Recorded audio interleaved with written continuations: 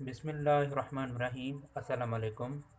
अॼु असां taste for divisibility by 4 कंदासीं, यानी चइण सां पूरो पूरो वंडजण जी चकास।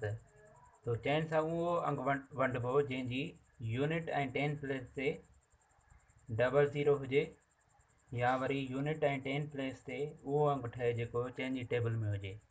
हाणे ॾिसो 1500 आहिनि, 1500 जी यूनिट ऐं टेन प्लेसिस डबल ज़ीरो आहिनि, यानी इहो बि अंग चइनि सां पूरो पूरो वंडिबो। यानी जॾहिं असां 15 खे चइनि सां वंड कंदासीं त पाशी ज़ीरो ईंदी। ऐं 128 आहे, 128 जी यूनिट ऐं टेन प्लेस ते ॾिसो, यूनिट ऐं टेन प्लेस ते 28 अंग थो ठहे, त 28 चइनि जी टेबल में आहे, यानी इहो बि सॼो अदद 128 चइनि सां पूरो पूरो वंडिबो, यानी रिमाइंडर पाशी ज़ीरो ईंदी। ऐं ॿियो अंग ॾिसो, जीअं 136 बि चइनि सां पूरो पूरो वंडिबो, छो त हिन जी यूनिट ऐं टेन प्लेस ते जेको आहे त 36 आहे। ठीकु आहे, त 36 चइनि जी टेबल में अचे थो, तंहिंजे करे 136 बि चइनि सां पूरो पूरो वंडिबो।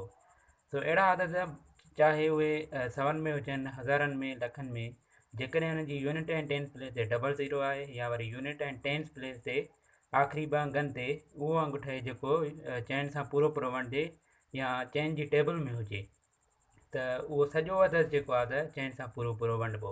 तो अॼु जी इहा topic test for divisibility by 4, इनशाला असां नेक्स्ट वीडियो में इन जी एक्सरसाइज कंदासीं। तो तेसीं ताईं मूंखे इजाज़त ॾींदा। Thank U very much. God bless U.